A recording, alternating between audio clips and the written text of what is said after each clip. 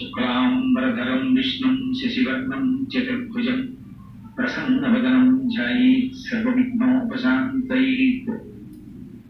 गुरुर्ब्रह्मा गुरुर्विष्णुः गुरुर्देवो महेश्वरः गुरुसाक्षात् परब्रह्म तस्मै श्रीगुरवे नमः। हरिः ओम्।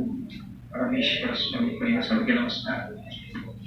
मनोजगं मरुततुल्यवेगं जितेन्द्रियं बुद्धिमतां वरिष्ठं वातात्मजं महयोगमुख्यं श्रीरामदूतं शिरसा नमामि। आपदामपहर्तारं दातारं सर्वसम्पदां लोकाभिरामं श्रीरामं भूयो भूयो नमाम्यहम्। जयतु जयतु देवो देवकी नन्दनोऽयं जयतु जयतु कृष्णो वृष्टिवंशप्रदीपः। जयतु जयतु मेघश्यामलकोमलाङ्गो जयतु जयतु पृथ्वी भरनाशो मुकुन्दः। हरिः ओम्। परमेश्वर स्वरूप सर्व नमस्कार। देवी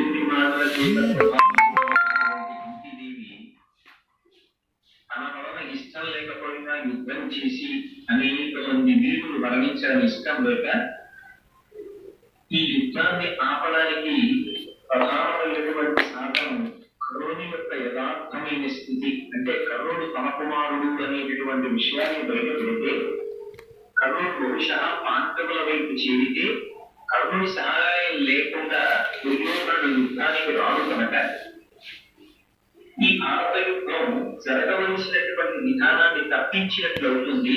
దాని వలన ఎవరైతే యుద్ధం చేయడానికి ఇష్టం లేని వారు ఉన్నారో వారందరూ కూడా బ్రతికి బట్టకట్టడానికి అవకాశం కలుగుతుందనేటటువంటి సదుద్దేశ్యంతో కేవలం జన సంరక్షణ కొరకు విలువని ప్రభావితురాలైనటువంటి కుంతీదేవి కర్ణుడిని చూడాలి అని బయలుదేరింది.